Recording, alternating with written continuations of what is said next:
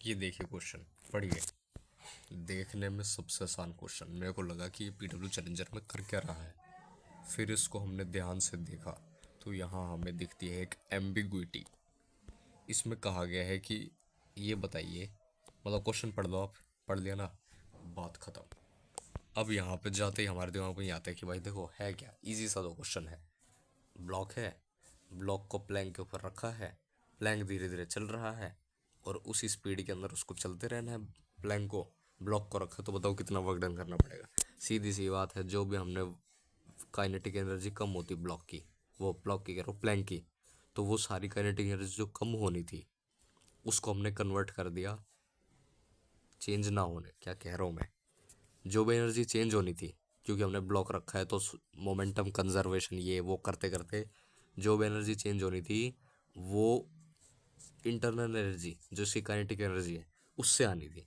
लेकिन हमने उससे आने की बजाय उसको बाहर से डिलीवर कर दिया, यानी कि जो भी काइनेटिक एनर्जी का इसका गेन हुआ है वो बाहर से आई है। ये सोचते हुए मैंने इसको सॉल्व किया। सॉल्व करने से आंसर आया 20। 20 ऑप्शन में है ही नहीं, यानी कि दिक्कत है। तो भाई वही बात है कि जो भी काइनेटिक एनर्जी का गेन है छोटे ब्लॉक का, वो अगर मैंने बाहर से ट्रांसफ़र नहीं किया उससे 20 आ रहा है, मतलब कि वेट ज़्यादा आ रहा है। इसका मतलब एनर्जी बाहर से ज़्यादा लगी है उसके कंपैरिजन में जो काइनेटिक एनर्जी में गई है, मतलब एनर्जी का लॉस हुआ है बीच में। और लॉस कहाँ पे हुआ होगा, डिफॉर्मिटी की फॉर्म में हुआ होगा, फ्रिक्शन की वजह से, कि जो डिफॉर्मिटी बन गई, पोटेंशियल एनर्जी का चेंज हो गया स्ट्रक्चर के अंदर, उसकी वजह से हो सकता है। हीट जनरेट हो सकती है, तो कुछ भी हो सकता है। तो भाई उसको तो कैलकुलेट कर ही नहीं सकते कुछ भी करके आप, तो हम करें क्या। तो इसके लिए we will go to the depth of the hell, we will go to the basics. So, starting from the basics, we know that force into displacement equal to work done. This is the basic formula used and this is the whole question. तो देखो, force आपको पता है, नहीं पता, force भी नहीं पता, यही तो मौज की बात है। तो आप करेंगे क्या, आप फोर्स नहीं पता, चलो कोई नहीं, डिस्प्लेसमेंट तो पता है। डिस्प्लेसमेंट आपको बाहर की फोर्स नहीं पता, बिल्कुल नहीं पता आपको बाहर से कितनी फोर्स लग रही है, लेकिन आप इसको निकाल सकते हैं कैसे। फ्रिक्शन है, फ्रिक्शन कितना होगा, म्यू एम जी। ठीक है, जो म्यू एम जी है वो फ्रिक्शन है, जितना ऊपर वाले पे लग रहा है उतना ही नीचे वाले पे लग रहा है। और नेट एक्सेलरेशन जो है वो ज़ीरो है प्लैंक की, यानी कि बाहर एक्सटर्नल जो एजेंट है वो भी फ्रिक्शन जितना ही फोर्स लगा रहा है, तभी नेट एक्सेलरेशन ज़ीरो है। तो हमें अगर फ्रिक्शन जितना फोर्स लगाना है तो हमें म्यू एम जी ही फोर्स लगाना पड़ेगा। तो म्यू एम जी फोर्स आ गया। अब बात रहे भाई डिस्प्लेसमेंट की, तो देखो ऊपर वाले ब्लॉक की एक्सेलरेशन कितनी, कोई भी फ्रिक्शन की वजह से कोई भी चीज़ बॉडी एक्सेलरेटेड होती है उसका कितना एक्सेलरेशन होता है, म्यू जी। ठीक है, म्यू जी उसका एक्सेलरेशन है। फाइनली क्या है, वो रेस्ट पे आ गया है। ठीक है, फाइनली जो ब्लॉक है वो रेस्ट पे आ गया विद रिस्पेक्ट टू प्लैंक, यानी कि वो प्लैंक की वेलोसिटी से चल रहा है, यानी कि यू वेलोसिटी से चल रहा है। तो A into T square equal to, क्या कर रहा हूँ मैं, A T equal to U हो जाता है ना, वी हो जाता है, sorry, V equal to U T plus half. अरे यार क्या कह रहा हूँ मैं, V equal to U plus A T होता है। यू हमारा ज़ीरो था, वी हमारा पता है हमें इक्वल टू यू है क्वेश्चन के हिसाब से। तो टाइम हमारा आ गया यू बाई म्यू जी, तो U by mu G time आ गया। तो टाइम इनटू डिस्प्लेसमेंट, अब हम ये वर्क एनर्जी किसके ऊपर लगा रहे हैं, ये हम लगा रहे हैं प्लैंक के ऊपर, प्लैंक और एक्सटर्नल एजेंट के बीच में। तो एक्सटर्नल एजेंट जो है वो तो डिस्प्लेसमेंट अपनी प्लैंक के हिसाब से देखेगा भाई। तो प्लैंक की वजह से एक डिस्प्लेसमेंट देखने, तो टाइम पता है, प्लैंक की वेलोसिटी पता है, तो हम डिस्प्लेसमेंट निकाल लेंगे। डिस्प्लेसमेंट कितनी होगी, U by mu G time into U, यानी U square by mu G, ये हमारी डिस्प्लेसमेंट हो गई। तो डिस्प्लेसमेंट इंटू फोर्स, म्यू से म्यू कट गया, जी से जी कट गया, नेट वो जो हमारी वो आ गई, क्या कहते हैं, वर्क डन, वो आ गया M U square, kinetic energy gained by this block का हाफ, यानी कि आधी जो एनर्जी है वो हमारी डिफॉर्मिटी, इलास्टिसिटी, किसी भी चीज़ में वो फंस गई।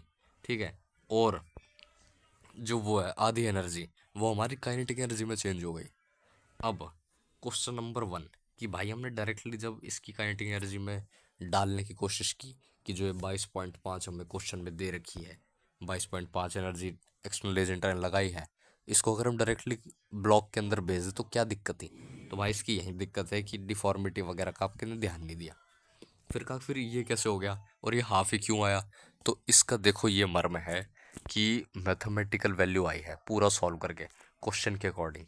क्वेश्चन ये कह रहा है कि ज़ीरो से रेस्ट से छोड़ा था, ये किया था, तो हम पूरा सॉल्व करते गए फ्रॉम द बेसिक्स। आपको बेसिक पे ही रहना है, आगे पीछे नहीं जाना। आप बेसिक पे गए, आपने इसको आगे लेके गए, आपने इसको पूरा सॉल्व किया, आंसर mu² आ गया, आपने मान लिया और आपने आंसर दे दिया, बस। इससे ज़्यादा कोई इफ एंड बट नहीं है। ये क्वेश्चन इस प्रकार था कि आंसर आ गया। बाकी अब इसको कॉन्सेप्ट की तरह याद रखना हो कि भाई जब जीरो से छोड़ते हैं तो आधी एनर्जी जो है उसके अंदर चली जाती है, ये है वो है, वो सब बात हो सकती है। लेकिन एक इसमें ये भी डाउट है, क्या ऐसा हमेशा ज़रूरी है कि ऐसा ही हो? मान लो कि कोई नॉर्मल ब्लॉक हमारा चल रहा है, अब हम क्वेश्चन छोड़ चुके हैं, क्वेश्चन सॉल्व हो चुका है, अब हम एक कॉन्सेप्चुअली एक चीज़ को देख रहे हैं कि कोई ब्लॉक है, ऊपर से जेंटली छोड़ दिया, नीचे वाला पहले ही वी वेलोसिटी चल रहा था, इसका मास m है, तो ये जो है इसका कैपिटल M मान लो, इसका स्मॉल m मान लो, तो इसके अंदर जो लॉस ऑफ काइनेटिक एनर्जी वो हम निकाल लेते हैं। कैसे निकालते हैं? तो देखो हम मोमेंटम कंजर्व करते हैं, इनिशियल वेलोसिटी फाइनल वेलोसिटी का कंपैरिजन कर लेते हैं, और इनिशियल टोटल मास जो है वो हमारा सिर्फ ये ब्लॉक वाला हिल रहा है, तो इसकी काइनेटिक एनर्जी हो गई, माइनस बाद में इन पूरे सिस्टम की काइनेटिक एनर्जी, तो उससे हम चेंज इन काइनेटिक एनर्जी निकाल लेते हैं। तो क्या यही चेंज ऑफ काइनेटिक एनर्जी हमने 22 पॉइंट उसके रूप में लगाया जिससे चेंज हो जाए? नहीं लगाई, ये चीज़ अलग है। इस चीज़ के अंदर क्या है, एक तो ये जो फ्रिक्शन है ना, फ्रिक्शन इसको पीछे धक्का मार रहा है, और जब फ्रिक्शन इसको पीछे धक्का मारेगा तो इसके ऊपर कोई और एक्सटर्नल एजेंट नहीं है जो इसकी वेलोसिटी कांस्टेंट रखे या फिर कुछ भी करे। तो यहाँ पे डिस्प्लेसमेंट भी हो रहा है, डिस्प्लेसमेंट का भी कोई पता नहीं हमें क्या हो रहा है, फोर्स भी लग रही है, हम उसको कैलकुलेट नहीं कर पा रहे। करने को हम कर सकते हैं कैलकुलेट कि फोर्स जो है कांस्टेंट है, डिस्प्लेसमेंट हम निकाल लेंगे टाइम के हिसाब से, वेलोसिटी का भी फंक्शन निकाल लेंगे, ये वो कर लेंगे, धूम धड़ाका, मतलब धक्के मार मार के हम कर लेंगे। लेकिन जब ये पूरा सिस्टम वापस बन गया, ये एक साथ चल रहे हैं ब्लॉक, और ये पूरा एक बड़ा ब्लॉक मान के अगर ये आगे चल रहे हैं, तो इनको वापस उसी वेलोसिटी पे लेके जाना, यू इनिशियल वेलोसिटी, उसके अंदर कितना वर्क लगेगा? तो वो सेम बिल्कुल भी नहीं होगा। समझ रहे हो मैं क्या कहना चाह रहा हूँ? ये कहना चाह रहा हूँ कि इनिशियली इसकी वी वेलोसिटी थी, यू मान लो, यू नॉट, तो यू नॉट वेलोसिटी जो है इसकी, उस पे हमने इसको छोड़ा और इसकी फाइनल वी हो गई कुछ वेलोसिटी, तो वी जो है यू से कम होगी, यानी कि लॉस ऑफ काइनेटिक एनर्जी हुआ है। तो जो लॉस ऑफ काइनेटिक एनर्जी है, अगर उसको हम वापस लगा दें ना इसके ऊपर, ओवरऑल के ऊपर, तो वो वापस यू नॉट नहीं बनेगा, वो यू नॉट से कुछ कम होगा, क्योंकि पहले जो यू नॉट थी वो सिर्फ कैपिटल एम के लिए थी, लेकिन अब जो है वो small M plus capital M के लिए होगी।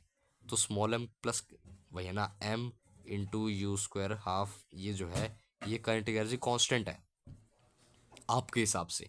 अगर हम एनर्जी जो यूँ कह रहे हैं ना कि जितना लॉस हुआ है उतना ही वापस दे देंगे, तो हमारा टोटल वापस उसी पे ही आ जाएगा जो ये हो रहा है। तो इसके लिए हम, हाँ मैं कुछ भी बोल रहा हूँ भाई, मतलब भाव समझो, मुंह से कुछ भी निकल सकता है। तो भाव ये है कि मास इंटू वेलोसिटी का स्क्वायर कांस्टेंट है, काइनेटिक एनर्जी कांस्टेंट है इस केस के लिए जो हम मान रहे हैं हाइपोथेटिकली। तो मास अगर बढ़ गया तो वेलोसिटी कम हो गई, यानी कि जो लॉस ऑफ काइनेटिक एनर्जी है ना, उसको डायरेक्टली हम यहाँ पे 22.5 इस क्वेश्चन के अंदर जैसा हमने किया है वो नहीं लगा सकते, क्योंकि वो सिस्टम पहले अलग था, बाद में सिस्टम का मास ही बदल गया, ये वो बदल गया, और इस सब के अंदर जो कैपिटल एम और स्मॉल एम की वैल्यूज़ है ना उस पर भी डिपेंड करती है चीज़ें। और अबव केस के अंदर वेलोसिटी कांस्टेंट, तो हमें बहुत बहुत सारा प्रिविलेज मिल गया, हमने बहुत बहुत कुछ कर दिया। तो ये क्वेश्चन टू क्वेश्चन डिपेंड करता है कैसे क्या करोगे आप ऐसे ही डायरेक्टली कुछ नहीं बता सकते कि मैं ऐसे है, तो ये कॉन्सेप्ट बना दिया हमने कि mv² ही होता है, आधी ही एनर्जी इधर जाती है आधी उधर जाती है, बिल्कुल सेम टू सेम क्वेश्चन आ गया तो बात अलग है। लेकिन for this particular question we can conclude that half of the energy is converted into kinetic energy and other half has been dissipated in the form of deformity or heat generated. कोई debate नहीं।